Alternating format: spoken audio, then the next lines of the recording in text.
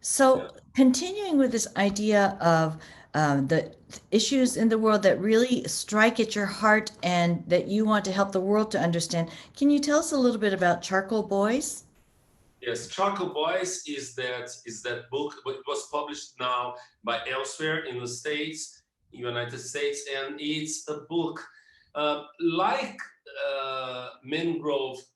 Kids, Mangrove Kids. It's a book that talks about children's labor. It was an issue for me because I wanted to talk about it, but I knew that it was very easy for anybody, any author, to reduce something it's to something anthropological in a bad way or statistic or pamphleto. I didn't want to do this mainly with children that are working, but it is nowadays still an issue in Brazil and in many other parts of the world.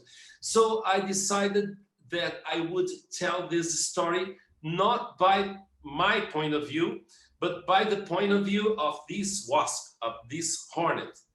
And the hornet doesn't see the boy as a boy. He sees the boy as the matter of his problems. And, and, and since he's not a constructed narrator, he has to make himself into a character and into a narrator. So he starts, I would say, talking about the boy, and the boy can see him. And he finds a relation between him and the boy because the boy does the house of the fire to put the trunk there and make charcoal, and he does the house upside down to hold his baby. And he doesn't understand why the boy doesn't fly. And in the middle of the book, almost in the end of the book, something very surprising happened, that the narrator and the object of the narration, the human object, was the boy. They meet, but this is not a good encounter.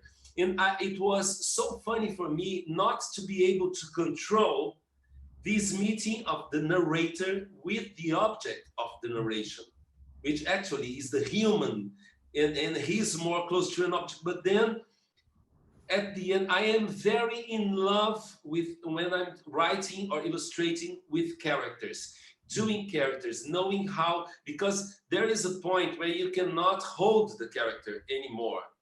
Even the narrator. The narrator, he now he's human and now he exists. And children know this. And he was so angry with the boy, as for the boy, he was not important, but he is the one who's telling the story. And that would avoid me to turn the boy, which is a human, very important. And of course, there is an issue, human labor, slave labor, children labor, but I won't reduce the boy to a statistic. He is a human, complex character.